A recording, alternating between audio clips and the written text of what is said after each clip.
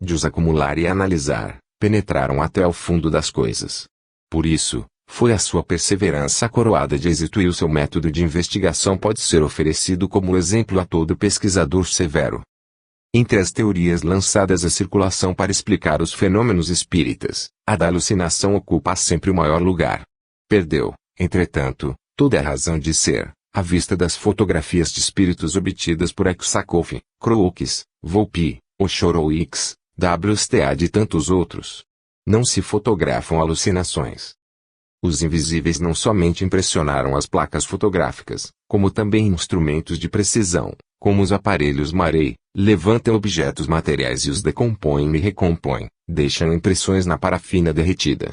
Estão aí outras tantas provas contra a teoria da alucinação, quer individual, quer coletiva. Certos críticos acusam os fenômenos espíritas de vulgaridade, grosseria, trivialidade, consideram-nos ridículos. Essas apreciações provam incompetência. As manifestações não podem ser diferentes do que teriam sido, provindas do mesmo espírito, quando na Terra. A morte não nos muda e nós somos, na outra vida, exclusivamente o que nós fizemos aqui na Terra. Daí a inferioridade de tantos seres desencarnados. Por outro lado, essas manifestações grosseiras e triviais têm sua utilidade, porque é o que melhor nos revela a identidade do espírito. Elas têm convencido inúmeros experimentadores da realidade da sobrevivência. Pouco a pouco os levaram a observar, a estudar fenômenos de ordem mais elevada. Porque, como vimos, os fatos se encadeiam e ligam em ordem gradual, em virtude de um plano que parece indicar a ação de um poder, de uma vontade superior, que procura arrancar a humanidade à sua indiferença e impeli-la para o estudo e investigação dos seus destinos.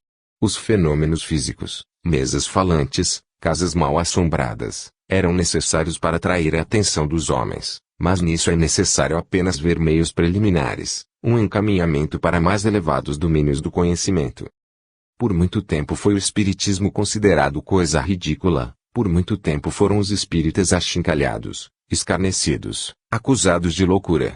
Mas, em todos os que se fizeram portadores de uma ideia, de uma força, de uma verdade nova, não aconteceu a mesma coisa. Louco. Disseram de Galileu, loucos Giordano Bruno, Galvani, Watt, Palissy, Salomão de Caus. A senda do progresso é, muitas vezes, ingrata aos inovadores. Tem sido regada por muitas lágrimas e por muito sangue. Aqueles, cujos nomes acabamos de citar, tiveram de abrir caminho através da conspiração dos interesses. Eram desprezados por uns, detestados e perseguidos por outros. Lutaram e sofreram, comparativamente com eles. Os que são hoje apenas ridiculizados devem considerar sumamente benigna sua sorte. Foi inspirando-se nesses grandes exemplos que os espíritas aprenderam a suportar com paciência os sofrimentos. Uma coisa os tem consolado de todos os sarcasmos, é a certeza de que também são portadores de um benefício, de uma força, de uma luz à humanidade. Em cada século a humanidade retifica as suas apreciações. O que parecia grande torna-se pequeno, o que se figurava pequeno se agiganta. Hoje mesmo, já se começa a compreender que o espiritismo é um dos mais consideráveis acontecimentos dos modernos tempos, uma das mais notáveis formas da evolução do pensamento, o germe de uma das maiores revoluções morais que o mundo terá, porventura, conhecido. Quaisquer que sejam os motejos de que é objeto, é preciso reconhecer que é o espiritismo que a nova ciência psíquica deve o nascimento, porque sem ele, sem o impulso que lhe deu, todas as descobertas que se vinculam a essa ciência não teriam surgido. No que concerne ao estudo das manifestações dos espíritos, sentem-se os espíritas em muito boa companhia. Os nomes ilustres de Rousseau Wallace, de Crookes, Robert Ary, Mapes, Zollner, Aksakov, Butlerov, Wagner, Flammarion, Mieres, Lombroso, têm sido repetidamente citados. Viam-se também sábios como os professores Barrett, Slope, Morcelli, Bottazzi, William James, da Universidade de Harvard, Lodge, reitor da Universidade de Birmingham, o professor Richet, o coronel de Rochas, etc., que não consideram indignos deles tais estudos. Que pensar, depois disso, das acusações de ridículo e loucura? Que provam elas senão esta coisa contestadora, que o império da rotina subsiste em certos meios? O homem se inclina, muitíssimas vezes, a julgar os fatos no limite do acanhado horizonte dos seus preconceitos e dos seus conhecimentos. É preciso elevar mais alto, projetar mais longe o olhar e medir a sua fraqueza em face do universo. Assim se aprenderá a ser modesto, a nada rejeitar nem condenar sem prévio exame. Tem-se procurado explicar todos os fenômenos do espiritismo pela sugestão e pela dupla personalidade. Nas experiências, dizem, o médium se sugestiona a si mesmo, ou, ainda, padece a influência dos assistentes. A sugestão mental, que outra coisa não é senão a transmissão do pensamento, não obstante as dificuldades que apresenta, pode compreender-se e estabelecer-se entre dois cérebros organizados, por exemplo entre o magnetizador e o sensitivo. Pode-se, porém, acreditar que a sugestão opere sobre mesas. Pode-se admitir que objetos inanimados sejam aptos a receber e reproduzir as impressões dos assistentes. Com essa teoria não se poderiam explicar os casos de identidade, as revelações de fatos, de datas, ignorados do médium e dos circunstantes, as quais se produzem muitíssimas vezes nas experiências, tanto como as manifestações contrárias à vontade de todos os espectadores. Algumas vezes, particularidades absolutamente ignoradas de toda criatura na Terra têm sido reveladas por médiums e depois averiguadas e reconhecidas exatas.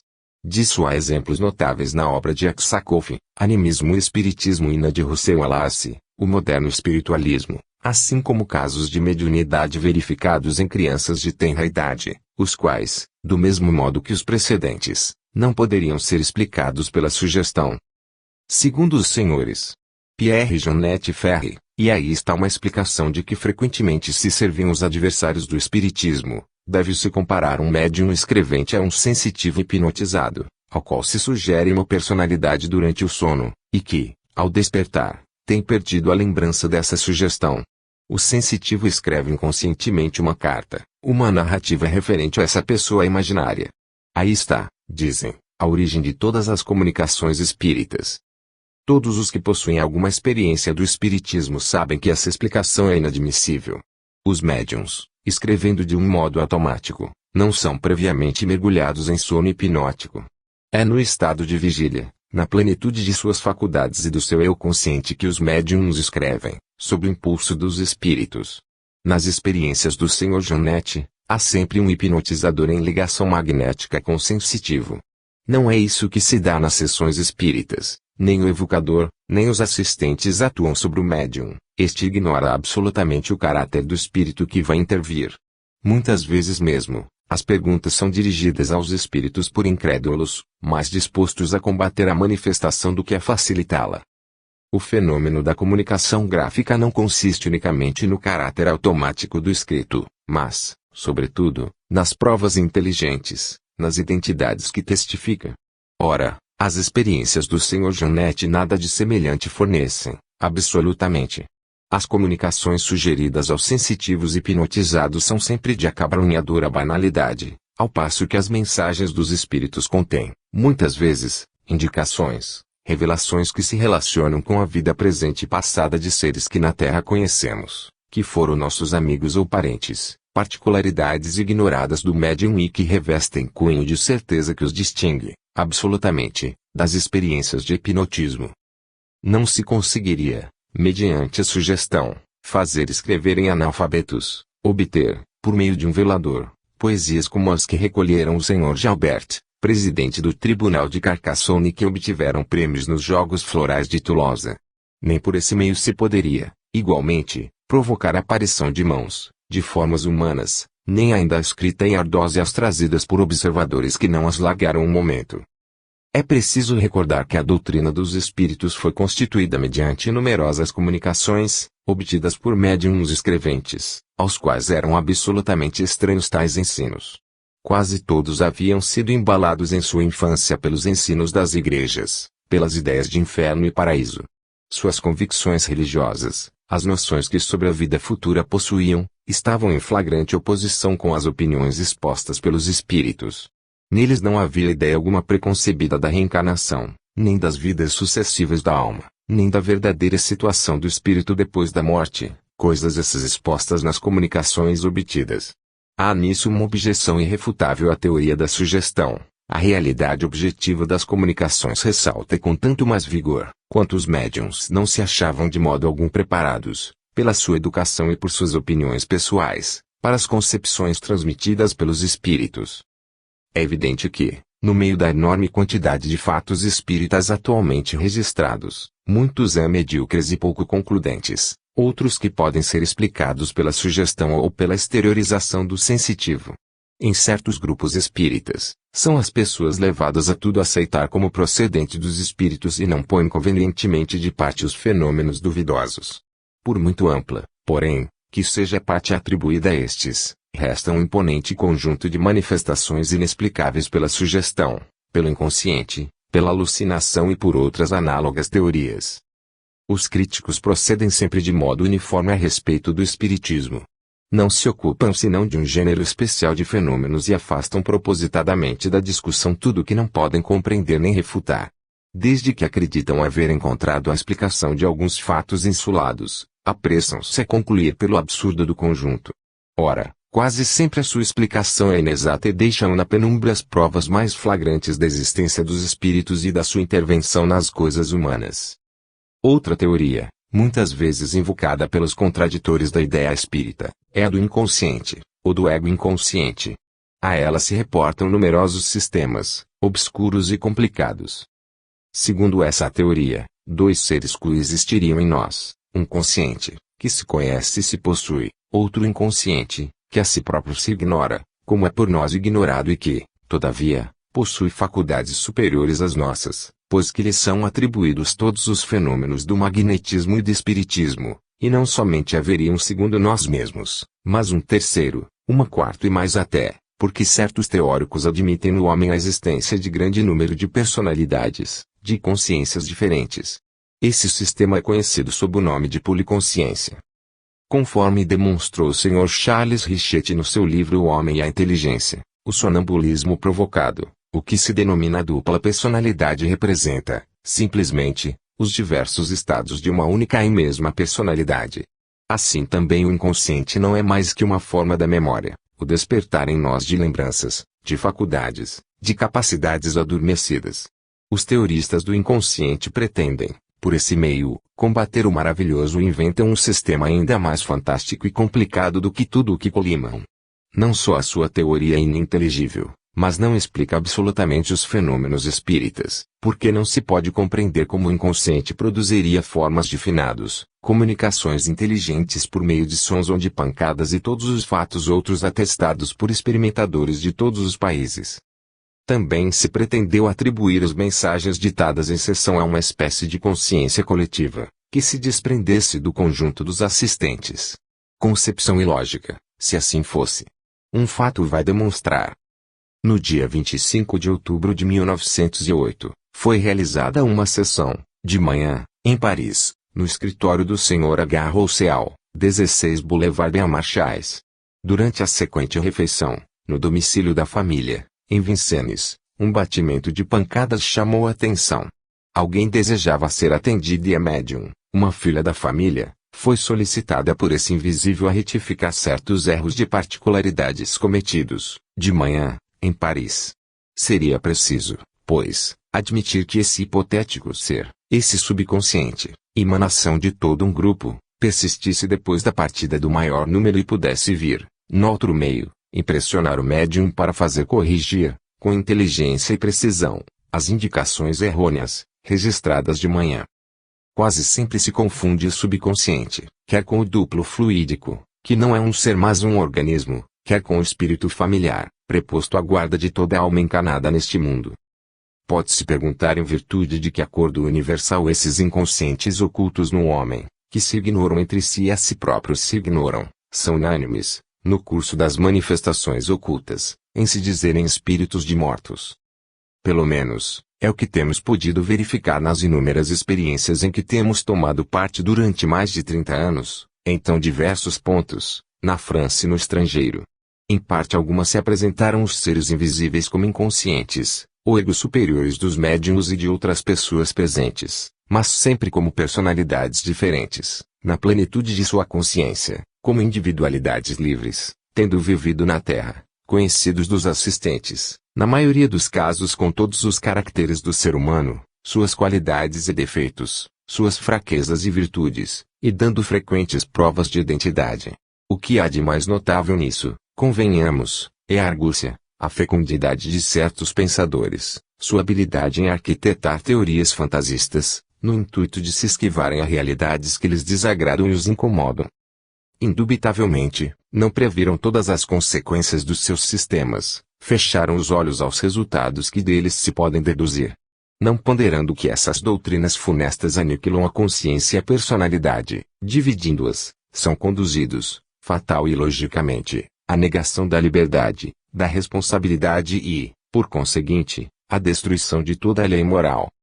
Com essa hipótese, efetivamente, o homem seria uma dualidade, ou uma pluralidade mal equilibrada, em que cada consciência agiria à vontade, sem preocupação das outras. São tais noções que, penetrando nas almas, tornando-se para elas uma convicção, um argumento, as impelem a todos os excessos. Resumamos, tudo, na natureza e no homem, é simples, claro, harmônico. O espírito de sistema é que complica e obscurece tudo. Do exame atento, do estudo constante e aprofundado do ser humano, resulta uma coisa, a existência em nós de três elementos, o corpo físico, o corpo fluídico ou perispírito e, finalmente, a alma ou espírito. O que se chama o inconsciente, a segunda pessoa, o eu superior, a policonsciência, etc., é simplesmente o espírito que, em certas condições de desprendimento e de clarividência, sente em si mesmo produzir-se uma como manifestação de potências ocultas, um conjunto de elementos que estavam momentaneamente escondidos sob o véu da carne. Não, certamente, o homem não possui muitas consciências. A unidade psíquica do ser é a condição essencial da sua liberdade e da sua responsabilidade. Nele, porém, há muitos estados de consciência. À proporção que o espírito se desprende da matéria e se emancipa do seu invólucro carnal, suas faculdades, suas percepções se ampliam, despertam as recordações, dilata-se a irradiação da personalidade. É o que, algumas vezes, se produz no estado de transe, de sono magnético. Nesse estado, o véu espesso da matéria se levanta e as capacidades latentes reaparecem. Daí certas manifestações de uma mesma inteligência, que tem podido fazer crer numa dupla personalidade, numa pluralidade de consciências. Isso não basta, entretanto, para explicar os fenômenos espíritas, na maioria dos casos, a intervenção de inteligências estranhas, de vontades livres e autônomas, impõe-se como a única explicação racional. Não citaremos, senão incidentemente, a teoria que atribui aos demônios essas manifestações. É argumento bem cediço, porque dele se tem feito uso em todos os tempos e contra quase todas as inovações. Deve-se julgar a árvore pelos frutos, diz a Escritura. Ora, se ponderarmos todo o bem moral que já realizou no mundo o Espiritismo, se considerarmos quantos sépticos, indiferentes, sensuais, têm sido por ele encaminhados para uma concepção mais alta e salutar da vida, da justiça e do dever, quantos ateus reconduzidos ao pensamento de Deus, teremos de concluir que o demônio, se autor dos fenômenos de além-túmulo, trabalha contra si, em detrimento dos próprios interesses. O que noutro lugar dissemos do inferno e dos demônios nos dispensa de insistir neste ponto. Satanás não passa de um mito. Não há ser votado eternamente ao mal. Se na maior parte as críticas formuladas contra o espiritismo são injustas e errôneas, força é reconhecer que, entre elas, algumas há fundado. Muitos abusos se opõem à marcha e ao desenvolvimento do moderno espiritualismo. Esses abusos não devem ser atribuídos ideia, em si mesma, senão uma aplicação que dela é feita em certos meios. Não se dá isso com todas as coisas humanas. Não há ideia alguma, por mais santa e respeitável, que não tenha ocasionado abusos, e a inevitável consequência da inferioridade do nosso mundo. No que respeita ao espiritismo, cumpre assinalar, antes de tudo, a mediunidade venal, que induz muitos sensitivos à simulação dos fenômenos e, em segundo lugar, as nocivas práticas adotadas em alguns grupos baldos de saber, de preparo e direção. Muitas pessoas fazem do espiritismo frívola diversão e, por meio do que se denomina dança das mesas, atraem espíritos inferiores e levianos. Estes não têm escrúpulo em mistificá-las e travar com elas relações que podem conduzir até à obsessão.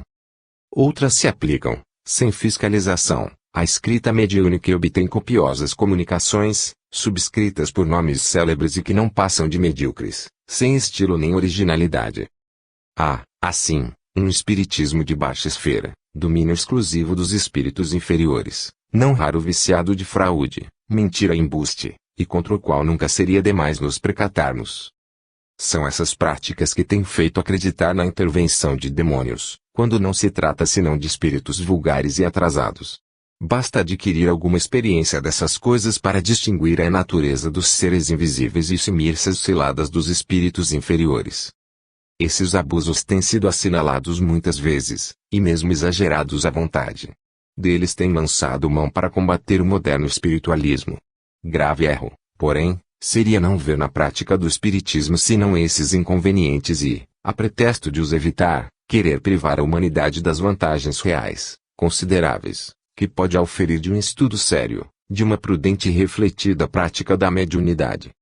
Quanto aos perigos que apresenta o espiritismo, facilmente podem ser conjurados, abstendo-se as pessoas, nas sessões, de todo pensamento frívolo, de todo objetivo interesseiro, procedendo às evocações com piedoso e elevado sentimento. Os semelhantes se atraem, diz o provérbio. Nada mais verdadeiro no domínio dos estudos ocultos. As perguntas banais e frívolos gracejos, usuais em certos meios, atraem os espíritos mistificadores. As disposições sérias, ao contrário, os pensamentos graves e recolhidos, agradam às inteligências superiores. É perigoso trabalhar sozinho, sem inspeção, sem proteção eficaz. É perigoso entregar-se insuladamente às evocações espíritas. Para evitar as más influências e manifestações grosseiras, deve-se procurar o concurso de pequeno número de pessoas esclarecidas, votadas ao bem, sob a direção de um crente experimentado. Nessas condições, pedi a Deus, com coração sincero, permita um espírito elevado prestar-vos seu amparo, afastar os nômades da sombra, facilitar o acesso em vosso grupo aos que amais e cuja ausência vos aflige. Pedi às inteligências superiores vos ministrem seus ensinos e vos guiem os passos nesse fecundo campo da comunhão espiritual. Se os vossos sentimentos forem desinteressados, se não procurardes nesse estudo senão um meio de purificação, eles serão felizes em acudir ao vosso chamado. O Espiritismo se tornará fonte de esclarecimento e de inspirações elevadas. De nossa explanação resulta que atingimos uma hora decisiva na história da ciência. A ciência experimental franqueou o limite que separa dois mundos, o visível e o invisível. Ela se encontra em presença de um infinito vivo. Era o que dizia o professor Charles Richet, da Academia de Medicina de Paris, em seu relatório sobre as sessões espíritas de Milão. É um mundo novo que se nos descerra. De meio século para cá, lentamente, mas com segurança, encaminha-se a ciência, de descoberta em descoberta, para o conhecimento da vida fluídica, invisível, de perfeita conformidade com o ensino do moderno espiritualismo. Dessa concordância vai resultar a mais firme certeza, que jamais o homem possuiu, da sobrevivência da alma e da sua indestrutibilidade.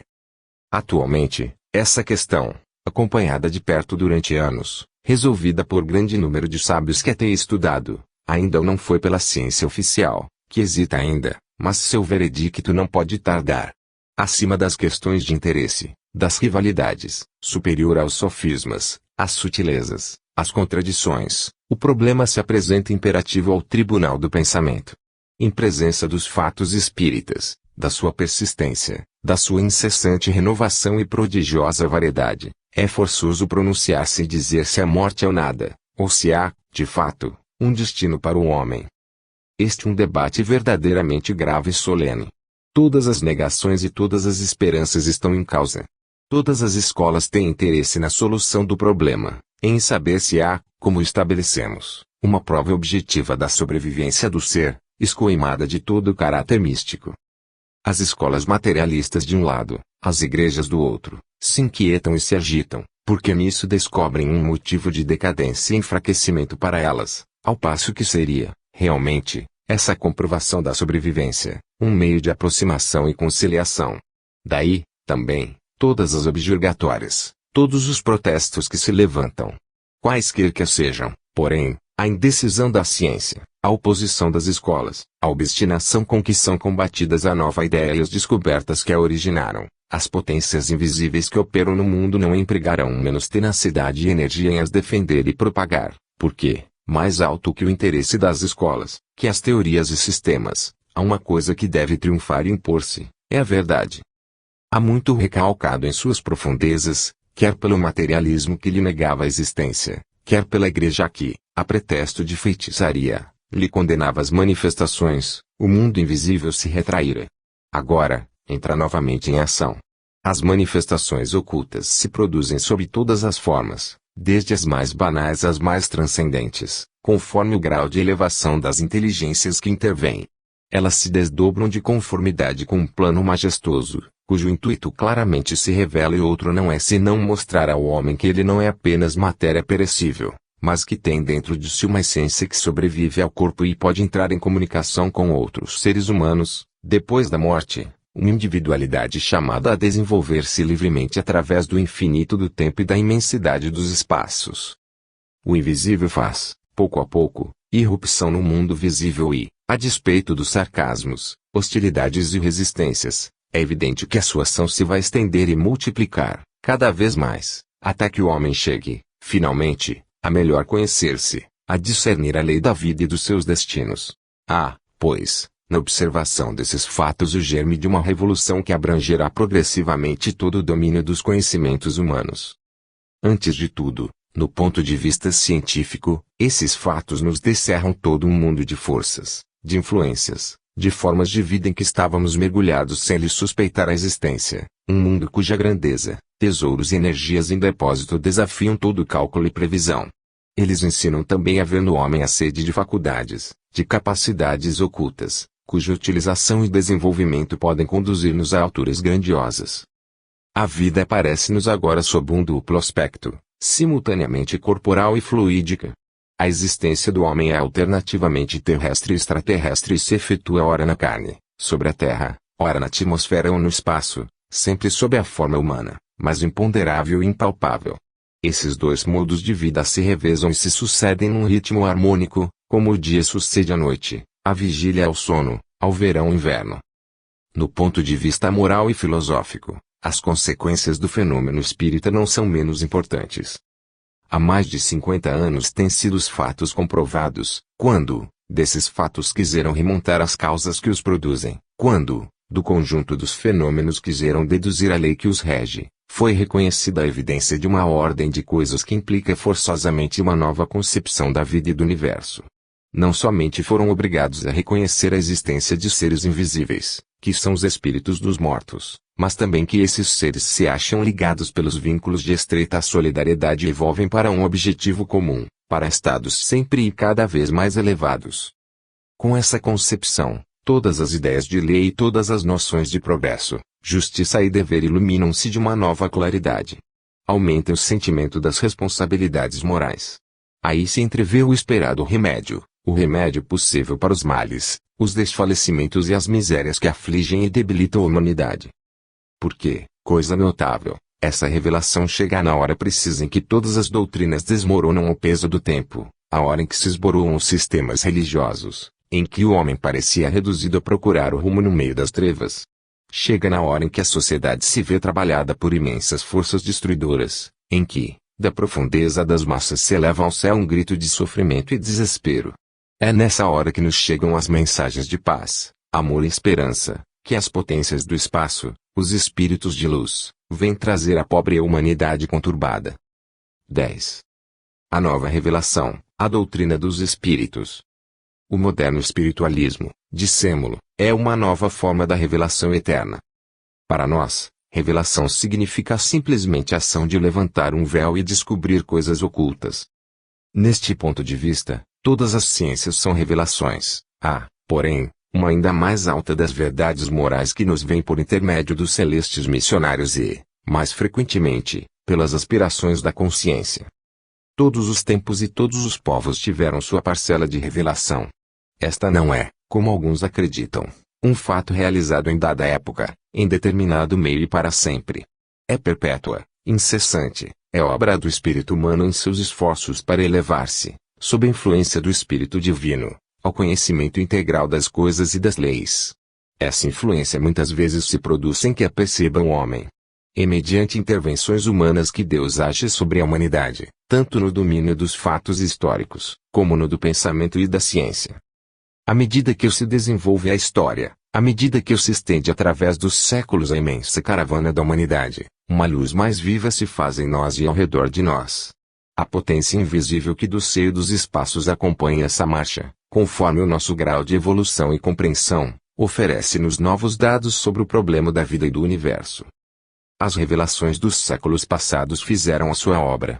Todas realizaram um progresso, umas sobre as outras, assim assinalando períodos sucessivos da humanidade, mas já não correspondem às necessidades da hora presente, porque a lei do progresso opera sem cessar e, à medida que o homem avança e se eleva, seus horizontes devem dilatar-se.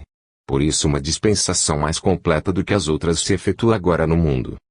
É necessário também recordar uma coisa, a saber, se cada época notável teve os seus reveladores, se espíritos eminentes vieram trazer aos homens, conforme os tempos e lugares, elementos de verdade e progresso, os germes por eles semeados ficaram estéreis, muitas vezes.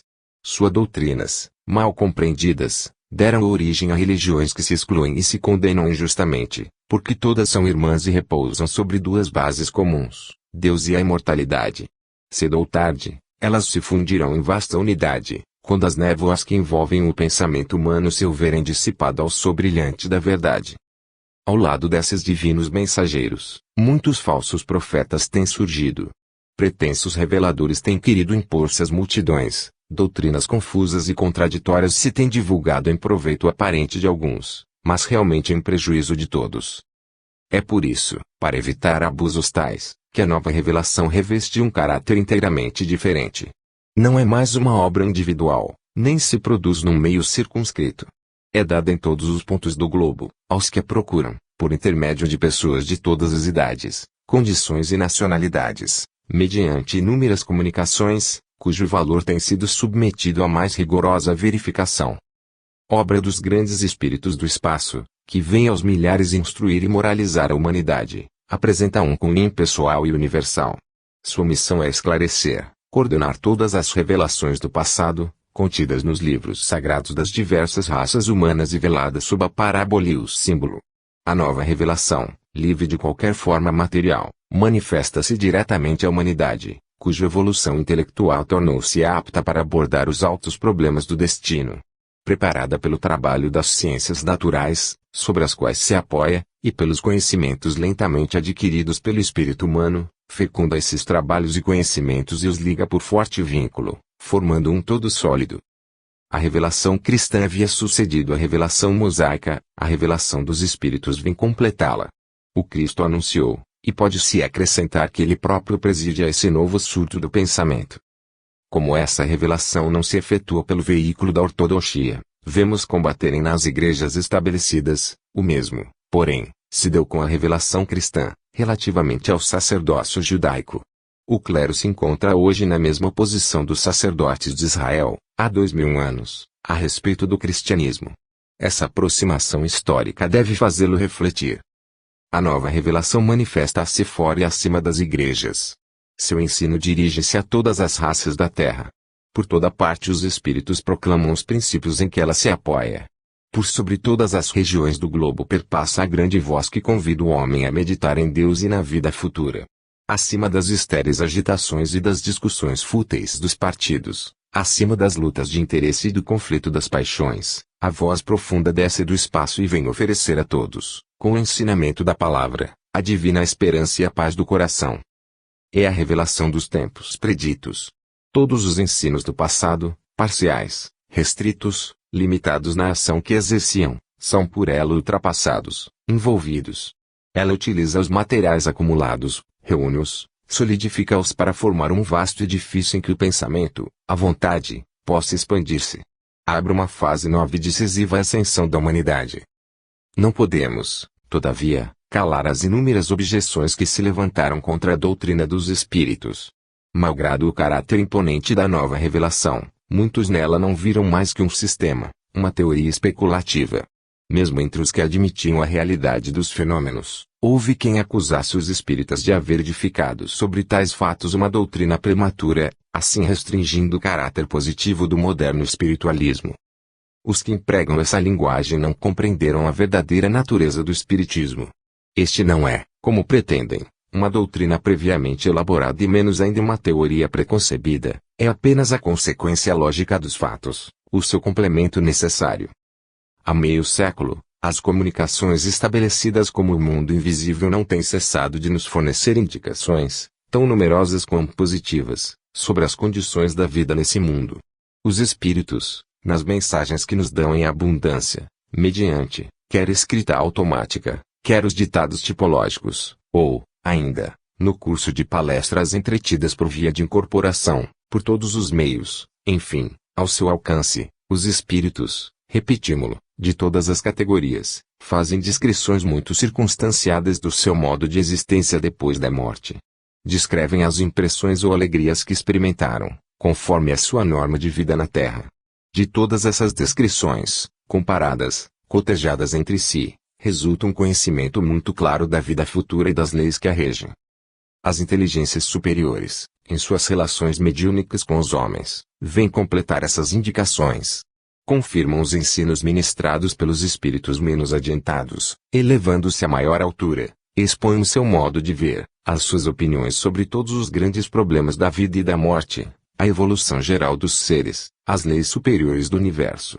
Todas essas revelações concordam e se unem para constituir uma filosofia admirável.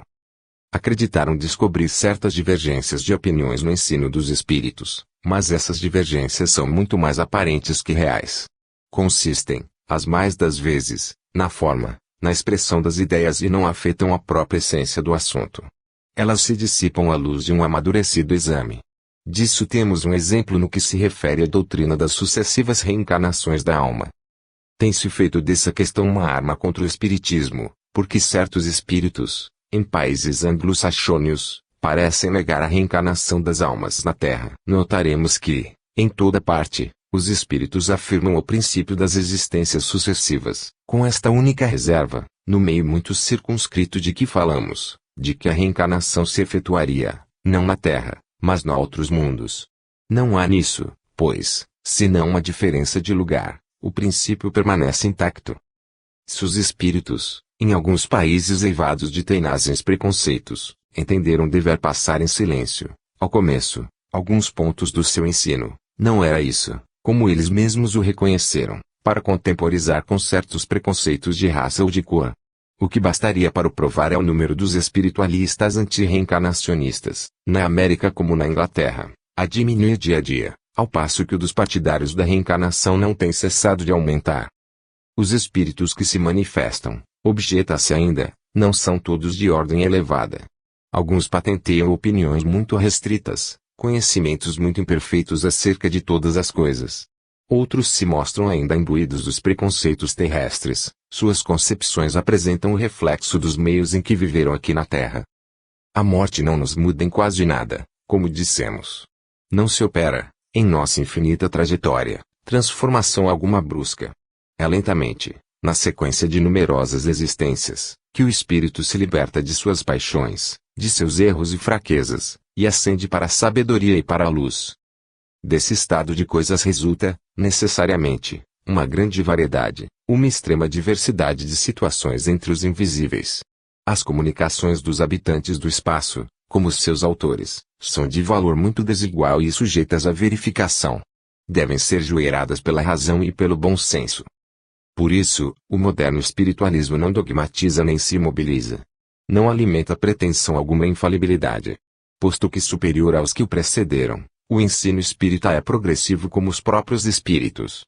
Ele se desenvolve e completa à medida que, com a experiência, se efetua o progresso nas duas humanidades, a da terra e a do espaço, humanidades que se penetram mutuamente e das quais cada um de vós deve, alternativamente, fazer parte. Os princípios do moderno espiritualismo foram expostos, estabelecidos, fixados por numerosos documentos, que emanavam das mais diversas fontes mediúnicas e apresentavam entre si perfeita concordância. Allan Kardec, depois dele, todos os escritores espíritas, aplicaram-se a um longo e minucioso exame das comunicações de além-túmulo. Foi reunindo, coordenando o que estes tinham de comum, que eles acumularam os elementos de um ensino racional, que fornece satisfatória explicação de todos os problemas insolúveis antes dele. Esse ensino, além de tudo, é sempre verificável, pois que a fonte de onde emana é inesgotável. A comunicação estabelecida entre os homens e os espíritos é permanente e universal, ela se acentuará cada vez mais com os progressos da humanidade. Se é verdade que são numerosos, em torno de nós, os espíritos tenebrosos e atrasados, é preciso não esquecer que as almas elevadas, descidas das esferas de luz, também vêm trazer à Terra esses sublimes ensinamentos, que, uma vez ouvidos, nunca mais esquecemos. Ninguém se poderia eximir a sua influência. Todos os que têm tido a fortuna de ouvir as suas instruções conservam por muito tempo a sua lembrança e impressão. É fácil compreender que a sua linguagem não é deste mundo, vem de regiões mais altas. A esses radiantes espíritos se associam, às vezes, as almas dos nossos parentes, dos que amamos neste mundo e a cuja sorte não podemos ficar indiferentes. Desde que aos nossos olhos se evidencia a identidade desses seres, tão caros para nós, desde que a sua personalidade se afirma por mil modos, não se nos desperta uma necessidade imperiosa de conhecer as condições de sua nova vida. Como permanecer indiferentes, insensíveis à voz dos que nos embalaram, dos que, em seus braços nos acalentaram, foram a nossa carne e o nosso sangue. Esse afeto que nos une aos nossos mortos, esse sentimento que nos eleva acima da poeira terrestre e nos distingue do animal, não nos impõe o dever de piedosamente recolher, examinar e propagar tudo o que eles nos revelam relativamente a esses graves problemas do destino, suspensos há tantos séculos por sobre o pensamento humano. Os que não querem ver no moderno espiritualismo senão o lado experimental, o fato físico, que desdenham as suas consequências, não preferem a casca polpa da noz, a encadernação ao conteúdo do livro. Não desprezam o sábio conselho de Rabelais, partir o osso e sugai a medula. É realmente uma substância fortificante e sem ensino, cura-nos do terror da morte, apercebe-nos para as lutas fecundas, para a conquista das elevadas culminâncias intelectuais. O Espiritismo tem um lado inteiramente científico, repousa sobre provas palpáveis, sobre fatos incontestáveis, mas são principalmente as suas consequências morais que interessam a grande maioria dos homens. A experimentação, a minuciosa análise dos fatos, não está ao alcance de todos. Quando mesmo não faltasse o tempo, seriam precisos os agentes, os meios de ação e de verificação. Os pequeninos, os humildes, os que constituem a massa popular, nem sempre dispõem do necessário para o estudo dos fenômenos, e são precisamente esses os que têm maior necessidade de conhecer todos os seus resultados, todo o seu alcance. A doutrina dos espíritos pode resumir-se em 3 pontos essenciais: a natureza do ser, os seus destinos, as leis superiores do universo. Abordá-los-emos sucessivamente. O estudo mais necessário, para nós, é o de nós mesmos. O que, antes de tudo, nos importa saber, é o que somos. Ora, de todos era esse o problema que mais obscuro permanecia até agora. Hoje, o conhecimento da natureza íntima do homem se destaca tão perfeitamente das comunicações ditadas pelos espíritos, como da observação direta dos fenômenos do espiritismo, e do sonambulismo.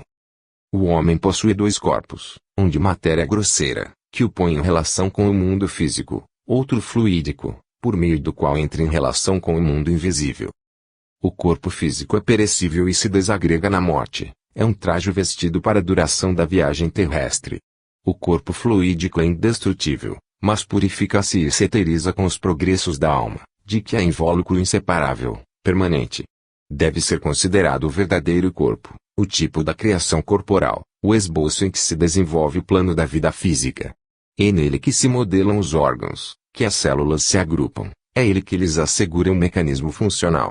O perispírito, ou corpo fluídico, é o agente de todas as manifestações da vida, tanto na Terra, para o homem, como no espaço, para o espírito.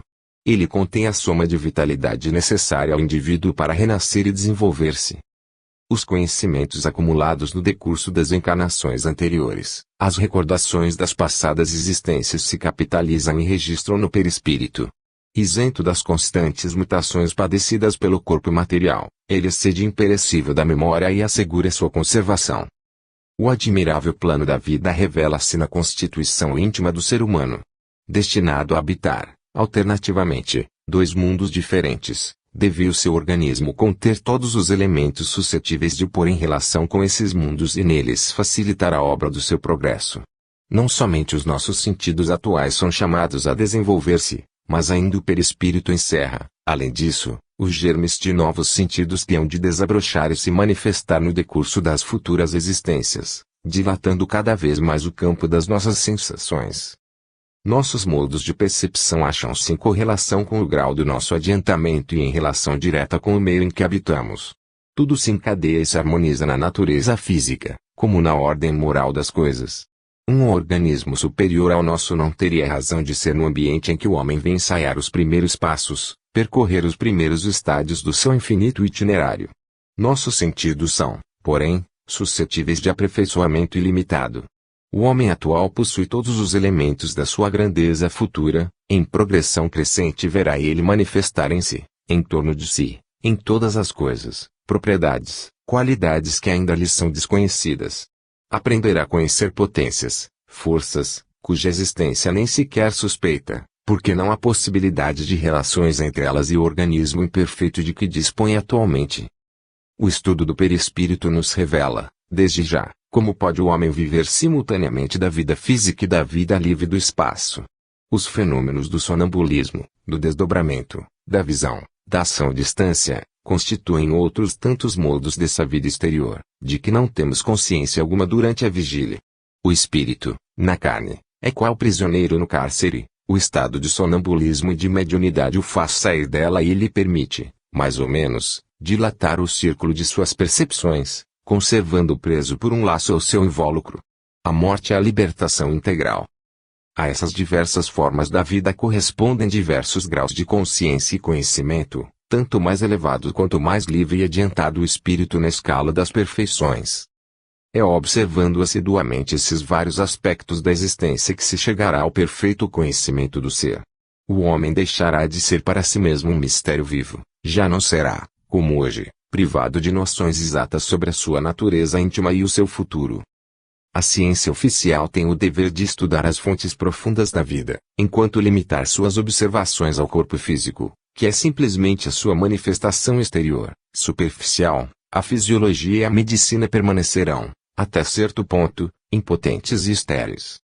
Vimos, por certas experiências de fotografias e de materialização, como o corpo fluídico emite vibrações, radiações variantes de forma e intensidade, conforme o estado mental do operador. É a demonstração positiva deste fato, afirmada pelas mensagens de além-túmulo, o poder de radiação do espírito e a extensão de suas percepções, são sempre proporcionais ao grau de sua elevação. A pureza, a transparência do invólucro fluídico são, no espaço, o irrefragável testemunho do valor da alma. A rarefação dos seus elementos constitutivos e a amplitude das suas vibrações aumentam com essa purificação. À medida que a moralidade se desenvolve, novas condições físicas se produzem no corpo fluídico. Os pensamentos e os atos do indivíduo reagem constantemente sobre o seu invólucro e, conforme a sua natureza, o tornam mais denso ou mais sutil. O estudo perseverante, a prática do bem, o cumprimento do dever em todas as condições sociais, são outros tantos fatores que facilitam a ascensão da alma e aumentam o campo das sensações e a soma dos gozos. Mediante prolongado adestramento moral e intelectual, mediante existências meritórias, aspirações generosas e grandes sacrifícios, a irradiação do espírito se dilata gradualmente, ativam-se as vibrações perispirituais, seu brilho se torna mais vivo, ao mesmo tempo em que diminui a densidade do invólucro. Esses fenômenos se produzem em sentido inverso nos seres inclinados às paixões violentas ou aos prazeres sensuais. Seu modo de vida determina no corpo fluídico um aumento de densidade, uma redução das velocidades vibratórias, de onde resultam o obscurecimento dos sentidos e a diminuição das percepções na vida do espaço. Persistindo no mal, pode assim o espírito vicioso fazer do seu organismo um verdadeiro túmulo, em que se encontre como que sepultado depois da morte, até nova encarnação. Dependendo do poder, a felicidade e a irradiação do espírito da purificação do seu invólucro, a qual é, de si mesma, a consequência do seu adiantamento moral, compreender-se-á então como ser é o artífice da sua própria desgraça ou felicidade, do seu rebaixamento ou elevação. O homem prepara, com os seus atos, o próprio destino. A distribuição das faculdades e virtudes não é mais que o resultado matemático dos merecimentos, dos esforços e longos trabalhos de cada um de nós. O homem possui 2 corpos, dizíamos, mas esses corpos não são mais que invólucros, revestimentos, um persistente e sutil, outro grosseiro e de efêmera duração. A alma do homem é que é o seu eu pensante e consciente.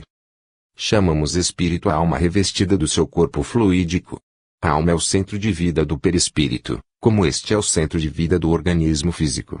Ela que sente, pensa e quer, o corpo físico constitui, com o corpo fluídico, o duplo organismo por cujo intermédio ela atua no mundo da matéria. A morte é a operação mediante a qual esses elementos se separam. O corpo físico se desagrega e volta à terra. A alma, revestida de sua forma fluídica, encontra-se novamente livre, independente, tal como a si mesma se fez, moral e intelectualmente, no decurso das existências percorridas. A morte não a modifica, apenas lhe restitui, com a liberdade, a plenitude de suas faculdades, de seus conhecimentos, e a lembrança das encarnações anteriores. Franqueia-lhe os domínios do espaço. O espírito nele se precipita e se eleva, tanto mais alto quanto mais sutilizada é a sua essência, menos sobrecarregada dos impuros elementos que nela acumulam as paixões terrestres e os hábitos materiais. Há, conseguintemente, para o espírito humano, 3 estados de vida: a vida na carne, o estado de desprendimento ou desencarnação parcial durante o sono e a vida livre do espaço. Esses estados correspondem aos meios em que a alma deve trabalhar, na sua constante progressão, o mundo material e o mundo fluídico, o mundo superior. É percorrendo-os, através dos séculos sem fim, que ela chega à realização, em si e em torno de si, do belo, do bem, do verdadeiro, adquirindo o amor que a faz aproximar-se de Deus. A lei do destino, as precedentes considerações nula fazem compreender, consiste no desenvolvimento progressivo da alma, que edifica a sua personalidade moral e prepara, ela própria, o seu futuro, e a evolução racional de todos os seres partidos do mesmo ponto para atingirem as mesmas eminências, as mesmas perfeições. Essa evolução se efetua, alternadamente, no espaço e na superfície dos mundos, através de inúmeras etapas, ligadas entre si pela lei de causa e efeito. A vida presente é, para cada qual, a herança do passado e a gestação do futuro. É uma escola e um campo de trabalho. A vida do espaço, que lhe sucede, é a sua resultante. O espírito aí colhe, na luz, o que semeou na sombra e, muitas vezes, na dor. O espírito encontra-se no outro mundo com suas aquisições morais e intelectuais, seus predicados e defeitos, tendências, inclinações e afeições. O que somos moralmente neste mundo ainda o somos no outro. Disso procede a nossa felicidade ou sofrimento. Nossos gozos são tanto mais intensos quanto melhor nos preparamos para essa vida do espaço, onde o espírito é tudo e a matéria é nada, quase, onde já não há necessidades físicas a satisfazer, nem outras alegrias senão as do coração e da inteligência. Para as almas inclinadas à materialidade, a vida do espaço é uma vida de privações e misérias, é a ausência de tudo que lhes pode ser agradável. Os espíritos que souberam emancipar-se dos hábitos materiais e viver pelas altas faculdades da alma, nele acham, ao contrário, um meio de acordo com as suas predileções, um vasto campo oferecido à sua atividade. Não há nisso, realmente, senão uma aplicação lógica da lei das atrações e afinidades, nada senão as consequências naturais dos nossos atos, que sobre nós recaem. O desenvolvimento gradual do ser lhe engendra fontes cada vez mais abundantes de sensações e impressões. A cada triunfo sobre o mal, a cada novo progresso, estende-se o seu círculo de ação, o horizonte da vida se dilata. Depois das sombrias regiões terrestres em que imperam os vícios, as paixões e as violências, descerram-se para ele as profundezas estreladas, os mundos de luz com os seus deslumbramentos, os seus esplendores, as suas inebriantes harmonias. Após as vidas de provações, sacrifícios e lágrimas, a vida feliz, alegria das divinas afeições, as missões abençoadas ao serviço do eterno Criador. Ao contrário, o mau uso das faculdades, a reiterada fruição dos prazeres físicos, as satisfações egoísticas, nos restringem os horizontes, acumulam a sombra em nós e em torno da nós. Em tais condições, a vida no espaço não nos oferece mais que trevas, inquietações, torturas, com a visão confusa e vaga das almas felizes, o espetáculo de uma felicidade que não soubemos merecer. A alma, depois de um estágio de repouso no espaço, renasce na condição humana, para ela traz as reservas e aquisições das vidas pregressas. Desse modo se explicam as desigualdades morais e intelectuais que diferenciam os habitantes do nosso mundo. A superioridade inata de certos homens procede de suas obras no passado. Nós somos espíritos mais jovens, ou mais velhos, mais ou menos trabalhamos, mais ou menos adquirimos virtudes de saber. Assim, a infinita variedade dos caracteres, das aptidões e das tendências deixa de ser um enigma. Entretanto, a alma reencarnada nem sempre consegue utilizar, em toda a plenitude, os seus dons e faculdades. Dispõe aqui de um organismo imperfeitíssimo, de um cérebro que nenhuma das recordações de outrora registrou. Neles não pode encontrar todos os recursos necessários à manifestação de suas ocultas energias. Mas o passado permanece nela, suas intuições e tendências são de suma revelação patente. As faculdades inatas em certas crianças, os meninos prodígios, artistas, músicos, pintores, sábios, são luminosos testemunhos da evidência dessa lei. Também, às vezes, almas geniais e orgulhosas renascem em corpos enfermiços, sofredores, para humilhar-se e adquirir as virtudes que lhes faltavam: paciência, resignação, submissão. Todas as existências penosas, as vidas de luta e sofrimento explicam-se pelas mesmas razões. São formas transitórias, mas necessárias, da vida imortal, cada alma as conhecerá por sua vez. A provação e o sofrimento são outros tantos meios de reparação, de educação, de elevação. É assim que o ser apaga um passado culposo e readquire o tempo perdido.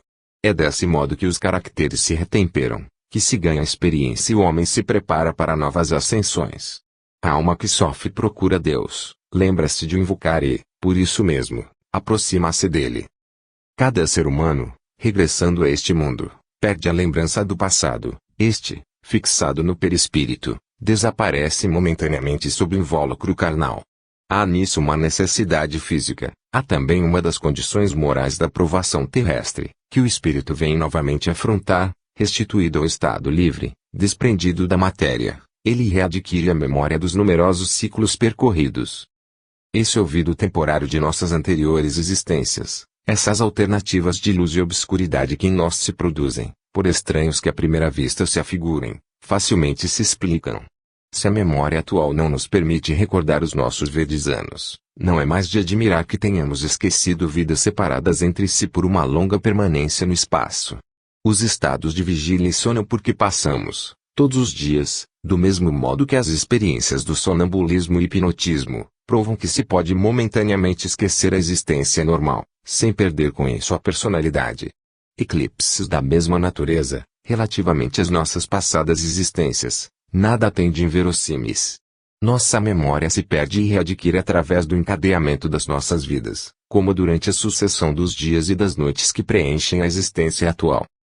Do ponto de vista moral, a recordação das vidas precedentes causaria, neste mundo, as mais graves perturbações. Todos os criminosos, renascidos para se resgatarem, seriam reconhecidos, repudiados, desprezados, eles próprios ficariam aterrados e como hipnotizados por suas recordações. A reparação do passado tornar-se impossível e a existência insuportável. O mesmo se daria em diferentes graus, com todos os que tivessem manchas no passado. As recordações anteriores introduziriam na vida social motivos de ódio, elementos de discórdia, que agravariam a situação da humanidade e impediriam, por irrealizável, qualquer melhoramento. O pesado fardo dos erros e dos crimes, à vista dos atos vergonhosos inscritos nas páginas da sua história, acabrunhariam a alma e lhe paralisariam a iniciativa. Nos do seu convívio poderia reconhecer inimigos, rivais, perseguidores, sentiria despertar e acender em suas más paixões que a sua nova vida tem por objetivo destruir ou, pelo menos, atenuar. O conhecimento das passadas existências perpetuaria em nós, não somente a sucessão dos fatos que a compõem, como ainda os hábitos rotineiros, as opiniões acanhadas, as manias pueris, obstinadas, peculiares às diversas épocas, e que opõem grande obstáculo ao surto da humanidade. Disso ainda se encontram indícios em muitos encarnados. Que seríamos sem o ouvido que nos liberta momentaneamente desses estorvos e permite que uma nova educação nos reforme, nos prepare para tarefas mais elevadas. Quando consideramos maduramente todas essas coisas, reconhecemos que o apagamento temporário do passado é indispensável à obra de reparação e que a providência, privando-nos, neste mundo, das nossas longínquas reminiscências, dispôs tudo com profunda sabedoria. As almas se atraem em razão de suas afinidades, constituem grupos ou famílias cujos membros se acompanham e mutuamente se auxiliam através de sucessivas encarnações. Laços potentes as vinculam, inúmeras vidas transcorridas em comum lhes proporcionam essas similitudes de opiniões e de caráter, que em tantas famílias se observam. Há exceções. Certos espíritos mudam às vezes de meio, para mais rapidamente progredir. Nisso, como em todos os atos importantes da vida,